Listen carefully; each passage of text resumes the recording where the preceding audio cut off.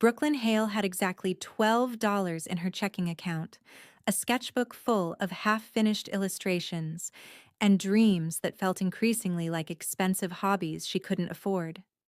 The Tuesday morning rush at Brew and Bean hit like it always did, relentless, demanding, and accompanied by the unforgiving whir of the espresso machine that had been making concerning noises for 3 weeks. Brooklyn's manager kept promising to fix it. Brooklyn kept making coffee, and praying it wouldn't explode. "Oat milk latte, extra hot, 2 pumps vanilla," she called out, sliding the cup across the counter with a smile that was 90% caffeine and 10% sheer determination. At 24, Brooklyn had mastered the art of appearing fine. Fine with her mother's habitual disappearing acts. Fine with her illustration career consisting mostly of Instagram likes and exposure. Fine with living in a shoebox apartment in Jersey City where the radiator clanked like a ghost with anger management issues. She was wiping down the counter when the door didn't open. It detonated. The glass door slammed against its frame with such force that the little bell above it fell off entirely. Conversations stopped mid-sentence. A woman dropped her phone. The elderly man in the corner paused his crossword puzzle, pen hovering in alarm. 3 men in black suits entered first, moving with the coordinated precision of people who definitely weren't here for the Tuesday special. They positioned themselves near the exits like human barricades, and Brooklyn's heart immediately relocated to her throat. Then he walked in. Tall, easily over 6 feet. Dark hair that looked intentionally disheveled in a way that probably required expensive product. Sharp jawline that could cut glass. And forearms covered in intricate tattoos that peeked out from rolled-up sleeves, telling stories Brooklyn suddenly, inexplicably wanted to read. His eyes locked onto her with the intensity of a predator who'd found exactly what he was hunting. Brooklyn Hale. His voice was low, controlled, and absolutely furious. It wasn't a question. Brooklyn's hand tightened around the rag she'd been using. "That's me? Can I help you with—" He crossed the distance between them in 4 strides, stopping just on the other side of the counter. Up close, she could see the tension in his jaw, the way his dark eyes burned with something between rage and pain. "Why didn't you tell me you're carrying my child?" The world tilted sideways. Brooklyn's brain short-circuited, rebooted, crashed again. Words formed and died in her throat. She was vaguely aware that every single person in the cafe was staring, that her coworker Marcus had frozen mid-pour, that this absolutely could not be happening. What? Don't play games with me." He leaned forward, voice dropping to a dangerous whisper. "I have the medical documents, the DNA reports. Everything links back to you. I've never." Brooklyn felt hysteria bubbling up in her chest. "I don't even know you. I've never seen you before in my entire life." "Chase Romano." He said it like the name should mean something, like it should make her confess to whatever insanity he was accusing her of. "And apparently you know me well enough to be carrying my child." "I'm not pregnant." Brooklyn's voice cracked. "I'm not. This is crazy. You're crazy." Chase pulled a manila folder from inside his jacket, slapping it on the counter between them. "Medical records? Dated? Documented. Your name? Your social security number? Your blood type." He jabbed a finger at the papers. "Explain that." Brooklyn's hands shook as she opened the folder. The letterhead looked official, some fertility clinic in Manhattan she'd never heard of. And there, in black and white, was her full name. Her information. Details about a procedure she'd never undergone. Dates she'd been working double shifts. A pregnancy she absolutely, definitely did not have. "This is a mistake," she whispered. "This has to be a mistake." "That's what I'm trying to figure out." Chase's expression softened fractionally, and for just a moment, Brooklyn saw something beneath the anger. Fear, maybe. desperation. But until I do, you're coming with me, somewhere safe. Safe? Safe? Brooklyn stumbled backward, bumping into the espresso machine. You storm in here like a psychopath, accuse me of being pregnant with your baby when I've never even met you, and now you want me to just leave with you? It's not a request. The men by the exits shifted, blocking what little escape route existed. Panic flooded Brooklyn's system, pure and electric. Her eyes darted around the cafe, frozen customers, phones out, probably already calling the police. Marcus, she hissed to her coworker who looked like he desperately wanted to be literally anywhere else. Back door. Brooklyn, don't. Chase's voice was sharp. This is bigger than you understand. There are people who want to use you. But Brooklyn was already moving. She ducked under the counter's lift section, ignoring Chase's shout, and bolted toward the back hallway. Marcus, bless him, threw a bag of coffee beans in the path of one pursuing suit. The back alley smelled like garbage and broken dreams. But it was freedom. Brooklyn ran, her sneakers slapping against wet pavement, her apron still tied around her waist like the world's least helpful cape. She heard shouting behind her but didn't look back. Couldn't look back. She ran until her lungs burned, until she'd twisted through enough streets that she was pretty sure she'd lost them, until she finally collapsed against the wall of a laundromat, gasping and shaking. Her phone buzzed. Marcus. OMG, are you okay? Those guys left. Police are here. Boss is freaking out. Brooklyn stared at the message, her entire body trembling. None of this made sense. Chase Romano. She pulled up Google with shaking fingers, typed his name. Oh. Headlines flooded her screen. Romano family retains control of Northeast Territory. Chase Romano, 29, assumes leadership after father's death. Alleged connections to organized crime remain unproven. She'd just been confronted by a mafia boss. She'd just run away from a mafia boss. Brooklyn made it back to her apartment through a combination of paranoia and public transportation, checking over her shoulder every 30 seconds. Her landlord, Mrs. Chen, was watering plants in the lobby and gave her a curious look. You okay, sweetie? You look like you've seen a ghost. Just a weird day at work, Brooklyn managed, her smile probably manic. Her apartment had never looked more beautiful. Cramped. Yes. With a kitchen the size of a closet and a bathroom where you could sit on the toilet and wash your hands simultaneously. But it was hers. Safe. Normal. She locked the door, engaged the chain, and slid down to the floor, finally allowing herself to cry. The medical documents made no sense. The accusation made no sense. The intensity in Chase Romano's eyes when he'd looked at her, like she held answers to questions that were tearing him apart. That made no sense either. Brooklyn was nobody. A barista with illustration dreams, and a mother who called twice a year if she remembered. She wasn't involved in mafia politics or fertility clinic conspiracies or... A soft thump outside her door made her freeze. Brooklyn held her breath, listening. Nothing. Probably Mrs. Chen's cat. Probably nothing. She waited 5 full minutes before slowly approaching the door, peering through the peephole. The hallway was empty.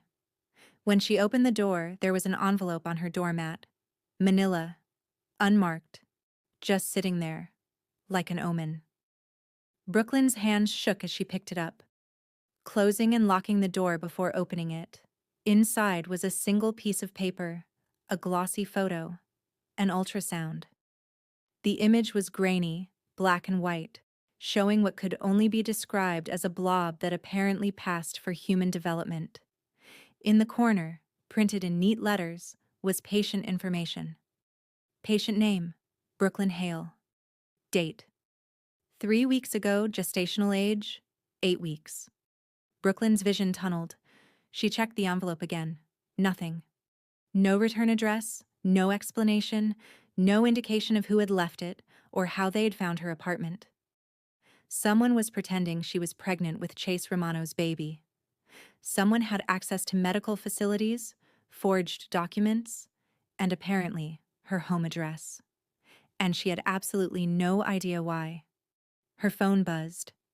Unknown number. The text was simple. We need to talk. Tomorrow morning, the fountain at Journal Square. Come alone, or this gets much worse. C.R. Brooklyn stared at the ultrasound photo, at the text message, at her hands that wouldn't stop shaking. 24 hours ago, her biggest problem had been whether she could afford both rent and groceries this month. Now someone had weaponized her identity, dragged her into a world of dangerous men and impossible accusations, and left evidence of a pregnancy that didn't exist sitting on her doormat like a threat. Brooklyn looked at the ultrasound again, at her name printed in those cold, official letters. Somewhere out there, someone was playing a game. And Brooklyn Hale, ordinary, broke, absolutely terrified Brooklyn Hale, had apparently been cast as the most important piece. Brooklyn didn't sleep. How could she, when every shadow in her apartment seemed threatening, when the ultrasound photo sat on her kitchen counter like evidence of a crime she hadn't committed? By 6 a.m., she'd already called 3 hospitals and 2 insurance companies, navigating automated systems that insisted she had no records, no appointments, no pregnancy documented anywhere in any system. Which should have been reassuring but somehow made everything worse. If the records were fake, they were professionally fake. The fountain at Journal Square at 9 a.m. Come alone. Brooklyn stared at the text message for the 100th time, weighing her options. Go, and possibly walk into a trap. Don't go and… What? Pretend none of this was happening? She'd Googled Chase Romano until her eyes burned. The man had resources that made her $12 checking account look like a cosmic joke. If he wanted to find her, he would. At least in public. She might be safe. She dressed in jeans and a hoodie, pulling her dark hair into a ponytail, and left her apartment at 8:30. The morning was crisp. Ordinary people heading to ordinary jobs, completely unaware that Brooklyn's life had become a conspiracy theory. She made it 3 blocks before the black SUV pulled up beside her. Brooklyn's heart stopped. She looked around frantically. Other pedestrians, witnesses, people who could call for help. But the back door opened, and a familiar tattooed forearm gestured from inside. Get in. Chase Romano's voice. Please. I was coming to meet you, Brooklyn said, her voice embarrassingly shaky. I'm literally walking there right now. Change of plans. We can't meet in public. It's not safe for either of us. How is getting in your car safer than… Brooklyn? The way he said her name stopped her protest. There was no threat in it, just exhaustion. I'm asking, not forcing. But there are people watching both of us right now, and if you want answers, real answers, you need to trust me for about 30 minutes. Brooklyn looked at him. Really looked. He was dressed more casually today. Black t-shirt, jeans, leather jacket. But the tension in his jaw was the same, and his eyes, dark and intense, held something she hadn't seen yesterday. Fear. Against every survival instinct screaming at her to run, Brooklyn got in the SUV. The door closed, the vehicle moved, and Brooklyn immediately regretted every decision that had led to this moment. I'm not pregnant, she blurted out. I called every hospital, every clinic. There's no record of me being… I know. Brooklyn blinked. You… know? Chase was sitting across from her in the spacious back seat, his body angled toward her but maintaining careful distance. My people did a deeper investigation yesterday after you ran. The medical documents are sophisticated forgeries. The clinic listed on your paperwork? It exists, but they have no record of you. Then why did you… Because when I received those documents 3 days ago, they came with DNA confirmation. My DNA. His jaw clenched. Someone has access to my genetic material, Brooklyn, and they're using it to target you. The SUV turned onto a highway, and Brooklyn's anxiety spiked. Where are we going? Somewhere we can talk without being overheard. My estate. About 40 minutes outside the city. Your estate. Brooklyn laughed, slightly hysterical. Of course you have an estate. Why wouldn't a terrifying mafia boss have an estate? I prefer entrepreneur. I'm sure you do. A ghost of a smile crossed Chase's face, there and gone. For what it's worth, I'm sorry about yesterday. The cafe, scaring you. All of it. I thought. He ran a hand through his dark hair, the gesture surprisingly vulnerable. I thought you were part of some scheme to destroy my family. I reacted badly. You think? Brooklyn pulled her knees up to her chest, making herself smaller. You accused me of being pregnant with your baby in front of my entire workplace. My boss thinks I'm either lying or having a breakdown. I might be fired. You're not fired. I bought the cafe this morning. Brooklyn's mouth fell open. You... What? Your job is secure. Consider it an apology. Chase leaned forward, his expression serious. Brooklyn, I need you to understand something. This isn't a simple case of mistaken identity or a scam. Someone stole my genetic material years ago during a medical procedure I had after an accident. I was told everything was destroyed. Clearly, it wasn't. But why me? Brooklyn's voice cracked. I'm nobody. I make coffee and draw pictures that don't sell. I don't have money, connections. I don't even know anyone who knows anyone who might. That's exactly why. The SUV turned through massive iron gates, and Brooklyn's breath caught. The estate was actually an enormous mansion, all stone and security and sprawling grounds that screamed wealth she couldn't even conceptualize. You were chosen, Chase continued as they pulled up to the front entrance, because you're clean. No criminal record, no connections to my world, no obvious ties that would immediately raise suspicion. Someone went through considerable effort to make you the perfect target. Brooklyn followed him inside on shaking legs. The interior was somehow both intimidating and beautiful. High ceilings, expensive art. The kind of furniture that probably cost more than her annual salary. A woman in business attire approached, handing Chase a tablet without a word. Thank you, Maria. Chase gestured toward a sitting room off the main hall. Brooklyn, please. She sat on a couch that felt like sitting on a cloud, watching as Chase pulled up files on the tablet. He sat beside her, not too close, but close enough that she could smell his cologne, something expensive and woodsy that made her brain temporarily forget how to function. 3 days ago, I received this. He turned the tablet toward her. Brooklyn read the message displayed. Your heir is already growing, 8 weeks along. Brooklyn Hale, 24, New Jersey.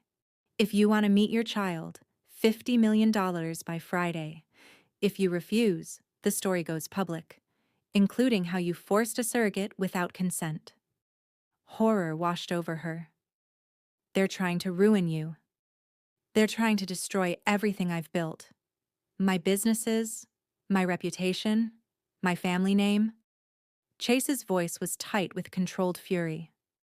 And they chose you as the weapon. But why? Who would? I have enemies, Brooklyn. Rivals who want to take over my territory. Families who blame me for past conflicts. People who think the Romano name is stained and needs to be eliminated. He met her eyes, and the intensity there made her breath catch. But this is different. This isn't just business. This is personal. Calculated. Someone knows me well enough to know exactly how to wound me.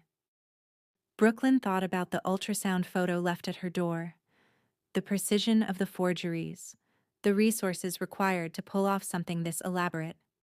This is insane. Yes. And you want me to... What? Stay here? Hide? I want you alive. The bluntness of it startled her. Whoever did this sees you as disposable. Once you've served your purpose, whether that's extracting money from me or destroying my reputation. You become a loose end. The implication hung in the air, terrible and clear. You can't keep me prisoner, Brooklyn said, but her voice lacked conviction. I'm not.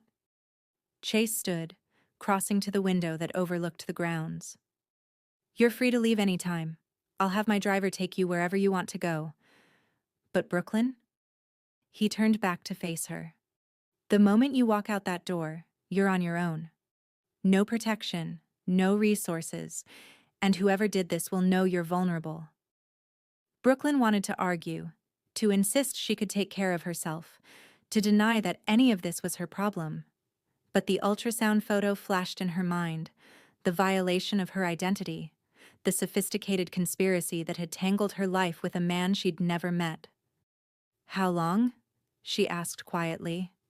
Until we figure out who's behind this and neutralize the threat. Days, maybe weeks.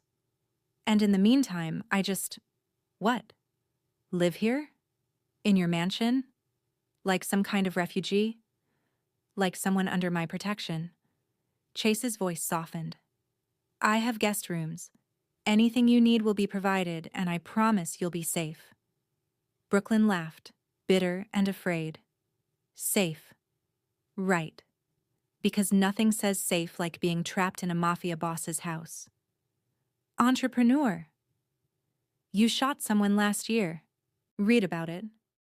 He shot first, and it was self-defense, which is why the charges were dropped.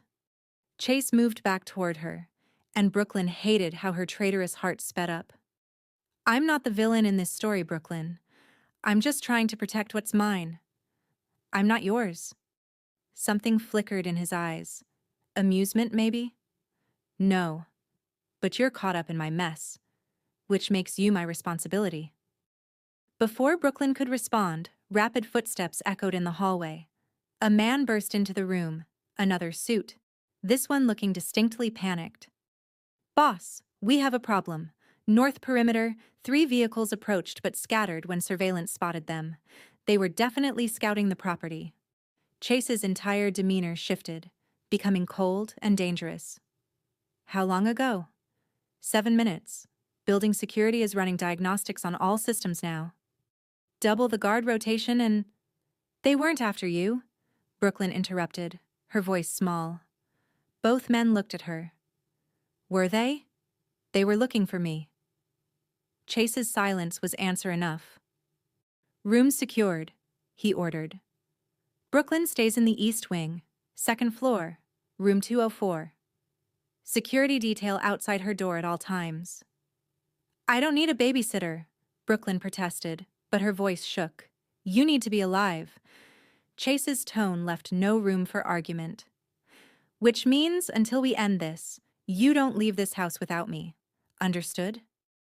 Brooklyn wanted to fight, to rebel, to insist she wasn't some damsel who needed rescuing, but the truth was undeniable. Someone had turned her life into a game, and she didn't even know the rules. Fine, she whispered. But I want answers. Real ones. Everything you know about who's doing this and why. Chase nodded slowly. Then we work together. Starting now. Maria appeared to escort Brooklyn upstairs, and she followed in a daze. The guest room was bigger than her entire apartment. King bed, private bathroom, a window overlooking gardens that probably required a team of landscapers. It was beautiful and luxurious and felt exactly like a cage. Brooklyn sat on the edge of the bed, pulling out her phone. Multiple missed calls from Marcus, texts from her mother, rare, and one new message from an unknown number. Enjoy your new accommodations. The Romano estate is lovely this time of year. We'll be in touch soon. A friend. Brooklyn's hands shook as she read it, then read it again. She walked to the window, looking out at the perfectly manicured grounds, the high walls, the security she could now spot positioned strategically around the property. Somewhere out there, someone was watching, waiting, planning whatever came next. And Brooklyn Hale, ordinary, broke, terrified Brooklyn Hale was stuck in the middle of a war she never asked to fight. Her phone buzzed again. This time, a photo loaded slowly. Brooklyn dropped the phone with a gasp. It was a picture of her apartment door, taken from inside her hallway, taken today, based on the morning newspaper visible in the frame.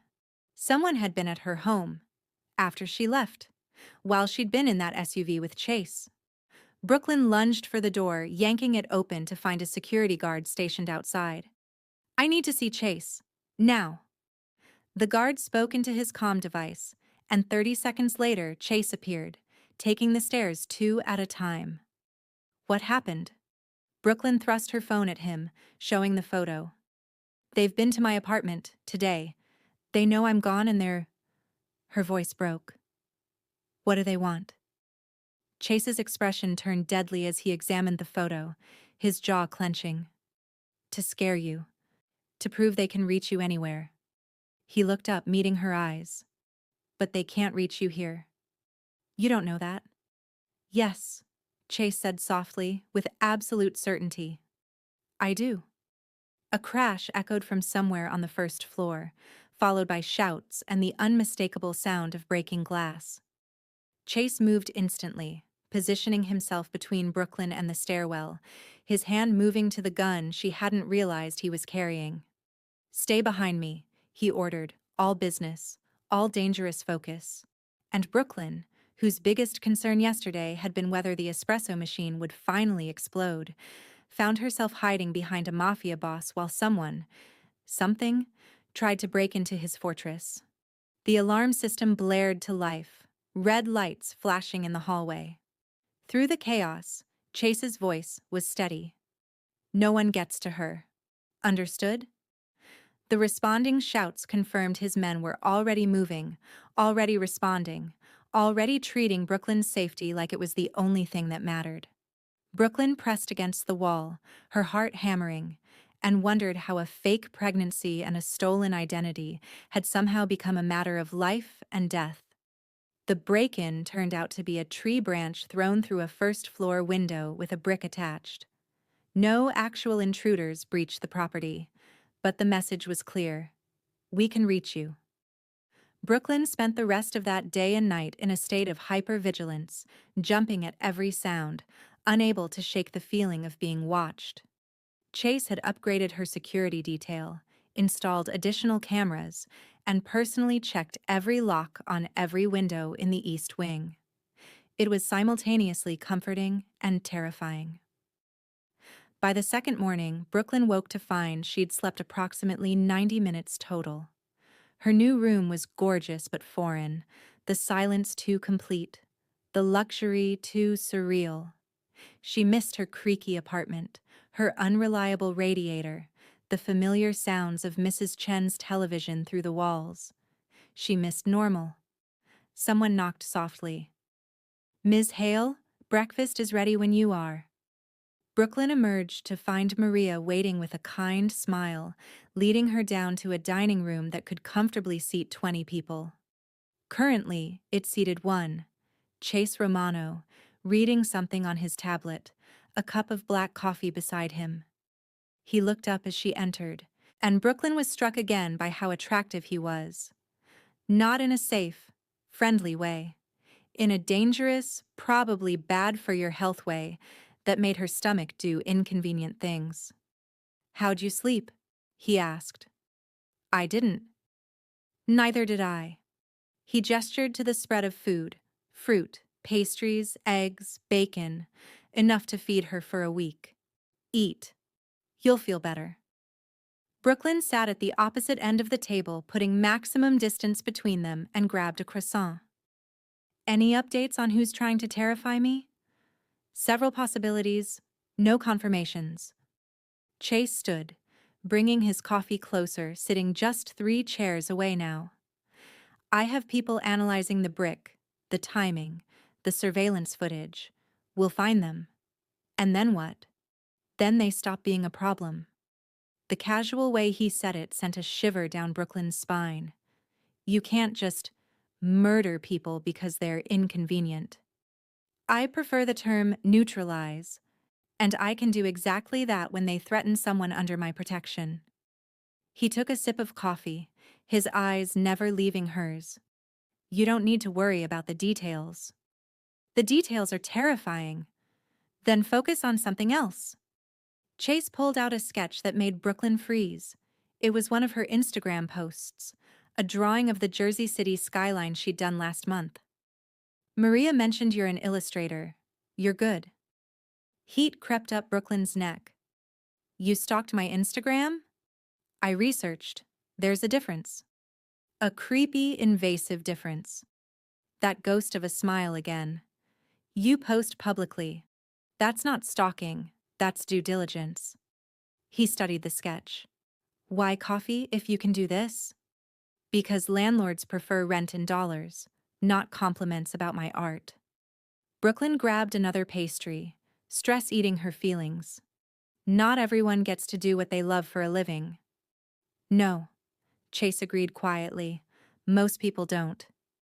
Something in his tone made Brooklyn look up. Really look at him. Beneath the expensive clothes and dangerous reputation, she saw exhaustion, not just from lack of sleep, but something deeper. Heavier. Did you choose this? She asked before she could stop herself.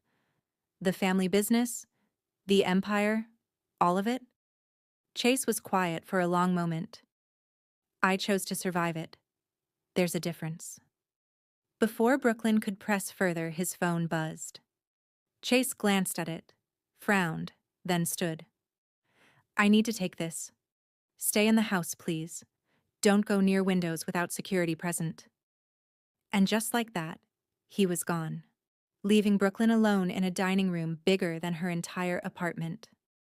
The next 3 days fell into a strange rhythm. Mornings, Chase would disappear into meetings or phone calls, running his empire from behind closed doors. Brooklyn would explore the mansion, cautiously, with her security detail shadow, discovering a library that made her want to cry with joy, an art studio someone had apparently set up for her. Chase's doing, Maria admitted, and grounds so beautiful. She kept forgetting she was basically under house arrest. Afternoons, Chase would find her wherever she'd settled, sketching in the library, reading in the sunroom, stress pacing in her room, and they'd work together, analyzing documents, discussing possible suspects, building theories about who would want to destroy him badly enough to orchestrate this elaborate scheme. Brooklyn discovered she had a knack for noticing details others missed. Chase was all logic and strategy, but Brooklyn saw patterns in behavior, inconsistencies in testimonies, the human elements his tactical mind sometimes overlooked. She also discovered that Chase Romano was funny. Surprisingly, devastatingly funny in a dry, sarcastic way that caught her off guard and made her laugh despite everything. This analyst report reads like a tax document wrote poetry, Brooklyn muttered one afternoon, squinting at particularly dense financial records. That's literally what it is. Financial poetry. It's awful poetry. The worst, Chase agreed, leaning over her shoulder to point at a specific line. His cologne washed over her, that same woodsy scent, and Brooklyn's concentration evaporated. This transaction here, though, that's interesting. Interesting how? Her voice came out embarrassingly breathless. It's coded. See the recipient name? That's a shell company my cousin owns, or owned, before he disappeared 6 months ago. Brooklyn turned to look at him, suddenly aware of how close he was. Disappeared? Vanished. No trace. Chase's jaw tightened. We thought he relocated, went underground to avoid some debts. But now? Now you think he's connected to this. Now I think he might be behind it. They stayed like that, close enough that Brooklyn could count his eyelashes, unfairly long, see the flecks of gold in his dark eyes, feel the heat radiating from his body. Her heart did that inconvenient racing thing again. Chase cleared his throat, stepping back. We should keep working. Right. Yes. Working. But the awareness lingered, electric and dangerous. That evening, Brooklyn was sketching in the sunroom, her new favorite spot, when Chase appeared with 2 glasses of wine. "Peace offering," he said, "for imprisoning you." "I prefer protective custody." Brooklyn accepted the glass, taking a sip. It was delicious, obviously, because everything in this house was. Though the cell is nicer than most people's homes. Chase sat across from her, studying her sketch. She'd been drawing from memory, her apartment building, Mrs. Chen with her watering can, the bodega on the corner where they knew her order. "You miss it," he observed. "I miss normal. I miss my life before it became a conspiracy theory." "I'm sorry," and he sounded like he meant it. "When this is over, you can go back to normal. Better than normal. I meant what I said about the cafe. You'll have your job, your apartment, your life. Except I'll know about all of this." Brooklyn gestured vaguely at the mansion, at him. "Your world, the danger, the people who throw bricks through windows. I can't unknow that." "No," Chase agreed softly. "You can't." They sat in comfortable silence, drinking wine as the sun set over the grounds. Brooklyn found herself stealing glances at him, the way he held his glass, the contemplative expression on his face, the vulnerability he showed when he thought she wasn't looking. "Can I ask you something?" Brooklyn ventured. "About your family?" Chase tensed slightly. "Depends on the question." "Your father. The articles said he died 2 years ago, and you took over everything. Was it—" She trailed off, unsure how to ask if someone's father's death was natural or not. "Murder," Chase finished bluntly. "Rival family, long-standing grudge, very permanent solution." He took a long drink. "I was 27 and suddenly responsible for an empire I never wanted, protecting people who expected me to be just like him." "Were you? Like him?" "I tried not to be." Chase met her eyes. "My father believed in violence first, questions later. I prefer strategy, negotiation, avoiding bloodshed when possible. Makes me weak in some eyes." "It makes you human." Something shifted in his expression. Surprise, maybe, or gratitude. "Most people in my world don't see that as a compliment." "Most people in your world sound exhausting." Chase laughed, a real laugh that transformed his entire face. "You have no idea." Brooklyn laughed too, and for a moment it was easy, natural, like they were just 2 people sharing wine and conversation, not a mafia boss and his accidental house guest. That night, Brooklyn actually slept. Maybe it was the wine, or the exhaustion, or the strange comfort she was starting to feel in this bizarre situation. She woke to screaming. Brooklyn shot upright, heart pounding, trying to orient herself in the darkness. The screaming continued. No, not screaming, shouting. Male voices, urgent and commanding. She stumbled to her door, yanking it open to find her security guard gone. The hallway was empty, emergency lighting casting everything in eerie red. "Hello?" Brooklyn called out, her voice small. Footsteps thundered up the stairs. Chase, moving fast, his expression deadly serious. He grabbed her arm, pulling her back into her room. "What's happening?" "Someone breached the perimeter. They're inside the house." Chase moved to her window, checking the locks, his gun already drawn. "How far inside? We don't know yet." Terror flooded Brooklyn's system. "They're here? Actually here?" "My men are sweeping the building. You stay—" He froze, his body going rigid. "Brooklyn, don't move." She followed his gaze to her nightstand. Sitting there, placed carefully beside her lamp, was another ultrasound photo. This one labeled 12 weeks. But Brooklyn had been in this room all night. The door had been locked. Security had been right outside. "How?" she whispered. Chase crossed to the nightstand, careful not to touch. The photo, examining the window. The walls. The ceiling. There. He pointed to a small vent in the corner. Air duct. Someone small enough could. He didn't finish the sentence. He didn't have to. Someone had been in Brooklyn's room. While she slept. Close enough to touch her. Chase spoke into his comm device. Full lockdown. Search every duct, every vent, every possible entry point. Now. Brooklyn couldn't breathe. Her safe room, her protected space, had been violated. Again. Pack a bag, Chase ordered. You're moving to my room.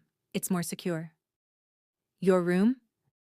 It has one entry point, reinforced walls, and security that makes Fort Knox look amateur. He finally looked at her, and his expression softened at whatever he saw on her face. You'll be safe there, I promise. Where will you sleep? I won't. And somehow, Brooklyn believed him. 30 minutes later, she was installed in Chase's bedroom, massive, masculine, smelling like his cologne, with enough security outside that she could probably survive a small war. Chase sat in an armchair across the room, laptop open, making calls and issuing orders. Brooklyn sat on his bed, hugging a pillow, trying not to fall apart. They're not going to stop, she said quietly. Are they? Chase looked up from his laptop. No, but neither will I. This is insane. I'm nobody, Chase. Why go through all this effort to terrify me? What do they gain? Chase closed his laptop, giving her his full attention. You're the perfect weapon. Clean background, no connections, sympathetic. If they can convince the world I forced you into surrogacy, stole your bodily autonomy, I lose everything. My legitimacy, my business partnerships, the fragile peace I've maintained with rival families. He leaned forward, elbows on his knees. They don't need you to be someone. They need you to be no one that I destroyed. The calculation of it made Brooklyn's stomach turn. That's disgusting. That's my world. I hate your world. So do I, sometimes. Chase stood, crossing to the window. But it's the only one I have. Brooklyn watched him. This dangerous man who'd crashed into her life with accusations and chaos, who was now the only thing standing between her and people who saw her as disposable. She should be terrified of him. She was terrified of him. But she was also starting to trust him. Chase?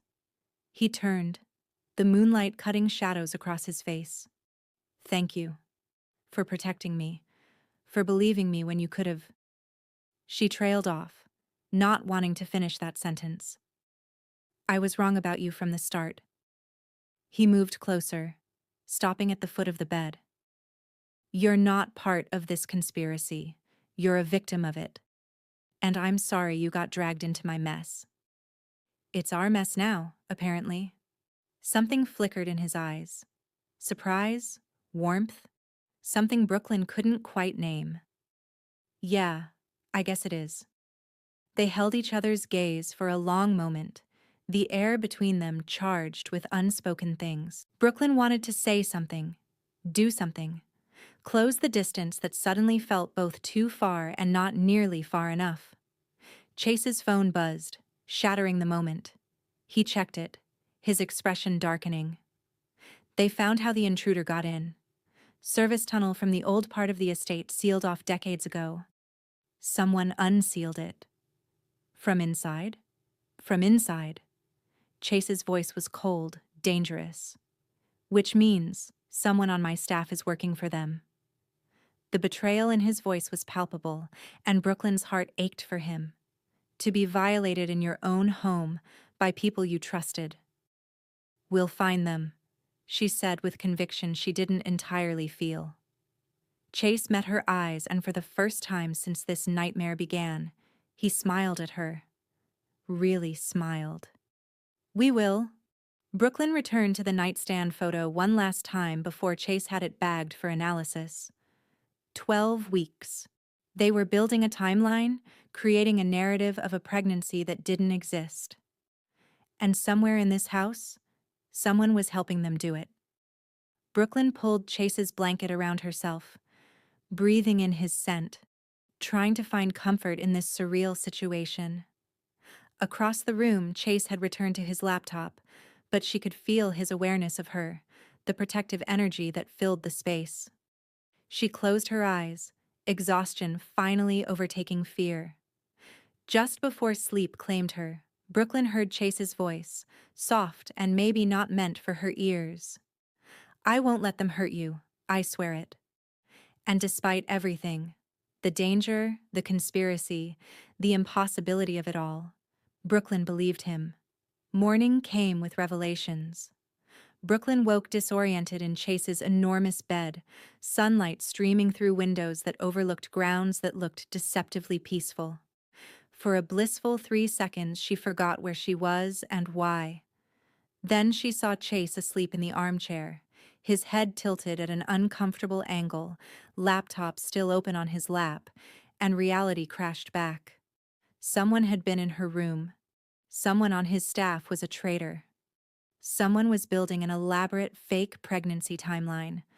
Brooklyn's phone buzzed on the nightstand, her actual phone, which Chase's people had secured and debugged. She grabbed it, expecting another threat. Instead, it was her mother. "Brooklyn, honey, we need to talk. Can you call me? It's important." "Mom." Brooklyn stared at the message. Her mother, who called maybe twice a year, who'd missed Brooklyn's college graduation, her 21st birthday, every meaningful moment because she was busy or traveling or insert excuse here. Now she needed to talk. Brooklyn's hands shook as she dialed. "Brooklyn! Oh, thank God." Her mother's voice was frantic, unfamiliar. "Are you okay? Are you safe? Mom, what's going on?" "Someone came to see me. Yesterday. A man. Very professional. Asked questions about you. About your medical history, your childhood, your—" Her mother's voice broke. "He paid me, Brooklyn. Years ago. I didn't think anything of it at the time." Ice flooded Brooklyn's veins. "What? When?" "3 years ago. A man approached me, said he was from a genetics research company, offered me $10,000 for your medical records, your birth certificate, social security number, blood type, childhood health history." The words tumbled out in a guilty rush. "I needed the money. I was behind on rent, and you were already an adult. And I thought it was just for research." Brooklyn couldn't breathe. "You sold my information, my identity." "I didn't know. He said it was for medical research, ancestry data. I didn't—" "What did he look like?"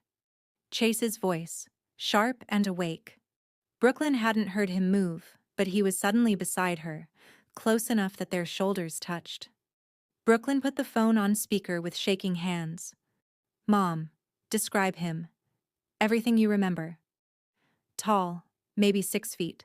Dark hair, expensive suit. He had an accent. European, maybe Italian. And a scar. Right here." She paused. "Above his left eyebrow. Very distinctive." Chase's expression turned glacial. "Did he give you a name?" "Who is this?" Brooklyn's mother demanded. "Brooklyn, who are you with?" "Someone trying to help me. Mom." "The name. Did he give you one?" "Marcus. Marcus Vitelli." Chase swore viciously, standing and pacing like a caged predator. "I knew it. I knew he was involved." "You know this person?" Brooklyn asked. "Marcus Vitelli, my cousin, the one who disappeared 6 months ago."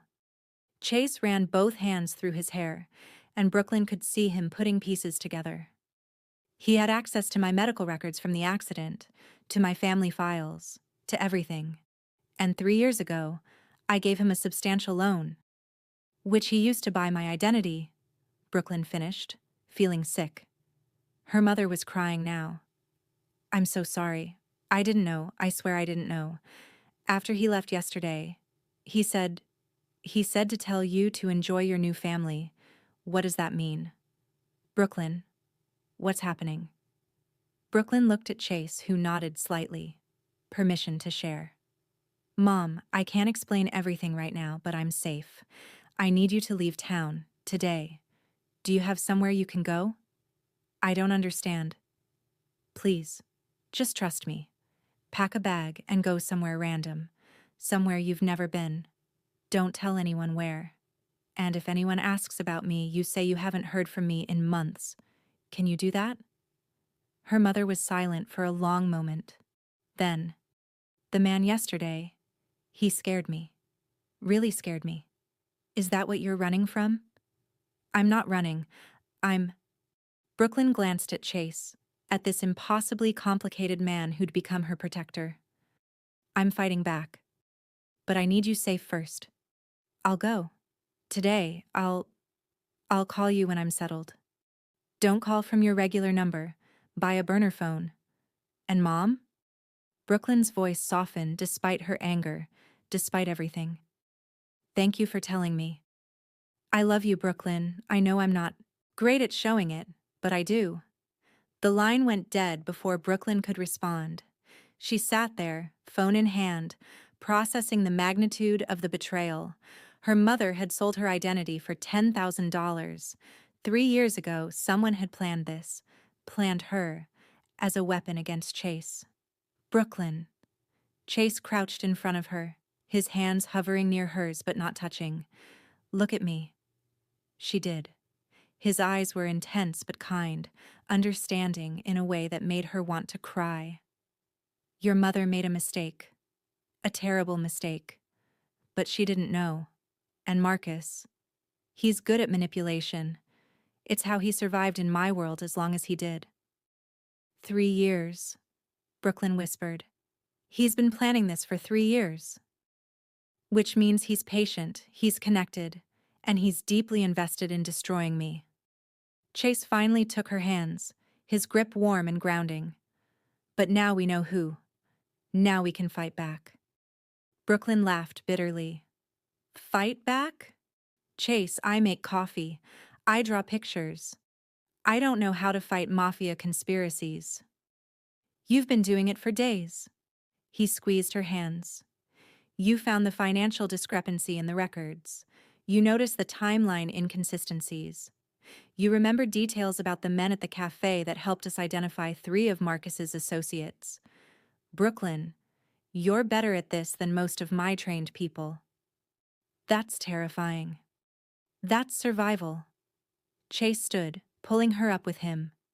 And you're a survivor. So we use what we know. Marcus wants to frame me for forcing you into surrogacy, destroying your autonomy, building this elaborate pregnancy lie. We expose the truth before he can spin his narrative. How? We find Marcus. We find proof he orchestrated this. And we... Chase hesitated. Neutralize him? Brooklyn supplied, only half joking. I was going to say, bring him to justice, but your version works too. Brooklyn laughed despite everything, and Chase smiled. That real smile that made him look younger, less dangerous, almost normal. Almost. The next hours were a blur of activity. Chase assembled his most trusted people, after vetting them 3 times, and they began dissecting Marcus's life. Financial records, known associates, property holdings, anything that might reveal where he was hiding. Brooklyn contributed her artist's eye, reconstructing Marcus's face from her mother's description, adding details until Chase confirmed it was accurate. They distributed it to contacts throughout the city. He can't hide forever, Chase muttered, studying the sketch. Not with his ego. Marcus always liked being seen, being important. Where would someone like that hide? Brooklyn asked. Somewhere he feels powerful. Somewhere connected to the family, maybe, but abandoned. Chase's eyes widened. The warehouse. In Red Hook. My father used it for storage decades ago, but we shut it down after his death. Marcus loved that place. Said it reminded him of the old days. So we go there? We scout it. Carefully. Chase was already on his phone, issuing orders. If Marcus is there, he won't be alone. Brooklyn grabbed his arm. Take me with you. Absolutely not. Chase. Brooklyn, if something goes wrong, if this is a trap, I need you safe. Here. Behind every security measure I have. And if it's not a trap? If you find him and he spins some story about me being a willing participant, I need to be there. I need to face him.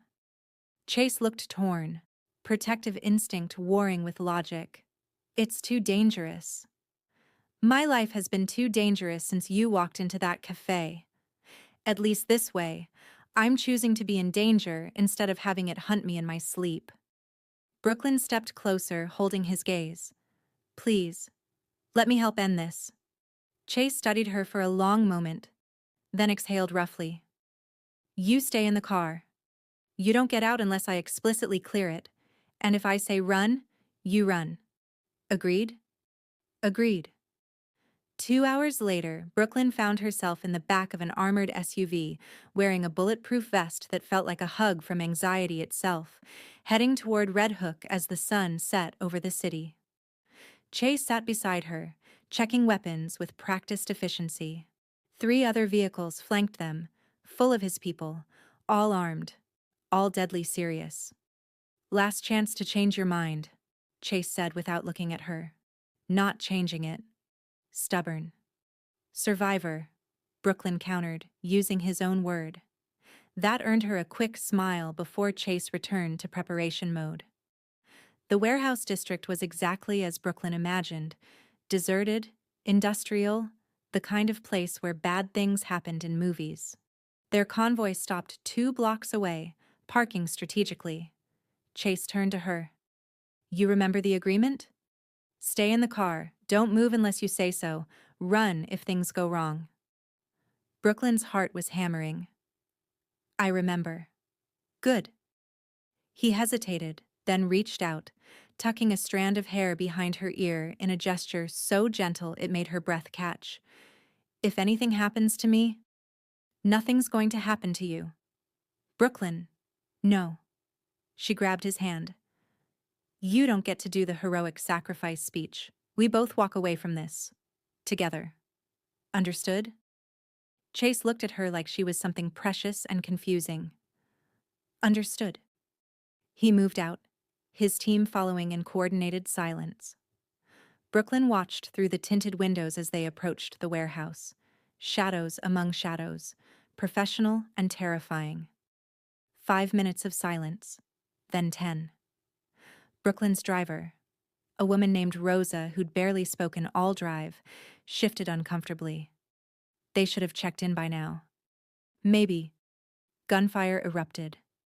The sound was unmistakable, even muffled by the warehouse walls. Short bursts, then longer exchanges. Shouting. Chaos. We need to go, Rosa said, reaching for the ignition. No, Chase said, Ms. Hale, protocol is clear. If shots are fired, we extract you immediately. But Chase... The passenger door yanked open. A man. Brooklyn didn't recognize. Expensive suit, scar above his left eyebrow, aimed a gun directly at Rosa. Get out, both of you, now. Marcus Vitelli smiled at Brooklyn like they were old friends. Hello, Brooklyn. We finally meet properly. I've been waiting years for this moment. Rosa moved fast, going for her own weapon, but Marcus was faster. The shot was deafening in the enclosed space. Rosa slumped forward, blood blooming across her shoulder. Brooklyn screamed, Out! Now! Or the next shot kills her. Marcus's voice was pleasant, conversational, which made it so much worse. Brooklyn stumbled out of the SUV, her hands up, her mind racing. The gunfire from the warehouse had stopped, too sudden, too complete. Either Chase's people had won or... No, she couldn't think like that. Marcus grabbed her arm, dragging her toward a different vehicle, a nondescript van with its side door already open. You've been a wonderful pawn, Brooklyn. Better than I hoped. Chase is absolutely devastated by you. He'll kill you for this, Brooklyn spat. He'll try, but first he has to survive the next 5 minutes, and I've paid very well to ensure he doesn't. Marcus shoved her into the van, climbing in after her. The beauty of my plan is that even if Chase survives, even if he finds you, the story is already written. The world will hear about the poor barista he forced into surrogacy, who tried to escape, who tragically died during the rescue attempt. Horror washed over Brooklyn. You're going to kill me. Eventually, after you serve your purpose. The van started moving. First, we need some photos, some videos. You looking appropriately pregnant and distressed. Then, sadly, you'll disappear. But your story, our story, will destroy Chase Romano completely. Brooklyn's mind raced, searching for escape routes, for weapons, for anything. The van was empty except for Marcus and the driver. Her hands were free. She was wearing a bulletproof vest under her jacket. Chase had taught her one move, just one, in case of emergency. A palm strike to the nose, then run like hell. Brooklyn waited until Marcus looked away, checking his phone with a smug smile. Then she struck. Her palm connected with Marcus's nose with a satisfying crunch. He screamed, dropping his phone, hands flying to his face. Brooklyn didn't wait. She lunged for the door, yanked the handle, threw herself out of the moving van. She hit the pavement hard, rolling, the vest absorbing some impact, but not all. Pain exploded through her shoulder, her hip, but she forced herself up, running toward the only place that made sense, the warehouse. Behind her, the van screeched to a stop. Marcus was shouting, cursing. Footsteps pounded after her. Brooklyn ran faster than she'd ever run, her lungs burning, her vision blurring with tears and terror. The warehouse door was ahead, damaged, hanging open. She crashed through it into darkness, and directly into Chase's arms. He caught her, steadying her, his eyes going wide as he took in her appearance, disheveled, bleeding from a scrape on her face, terrified. Brooklyn, what? How? Marcus. Outside. He took me. I escaped. Chase understood instantly. He pushed her behind him, raising his weapon, his entire body coiled for violence. His team materialized from the shadows, all pointing toward the entrance. Marcus stumbled through 30 seconds later, his nose streaming blood, his gun raised. He stopped when he saw the 7 weapons aimed at him. Well, Marcus said, laughing despite his obvious pain. This is unfortunate. Drop it, Chase ordered, his voice deadly calm. Now. Or what? You'll shoot your own cousin? Your family? Marcus kept his gun up, pointed vaguely at Brooklyn. The man your father loved like a son? My father loved violence and power. You're neither. Chase took a step forward. This ends tonight. You drop the weapon, you confess to everything, and maybe, you live. And let you win? Let you keep everything while I have nothing? Marcus's face contorted with rage. You inherited an empire you never earned. You were given everything while I had to beg for scraps. This was supposed to be my revenge. My victory. Instead, it's your last mistake, Chase said quietly. Marcus's finger tightened on the trigger. Everything happened at once. Brooklyn screamed a warning. Chase moved, impossibly fast, pulling her down. Gunfire exploded through the space, and Marcus Vitelli crumpled, his weapon clattering to the concrete floor, 3 red flowers blooming across his chest. The silence after was deafening.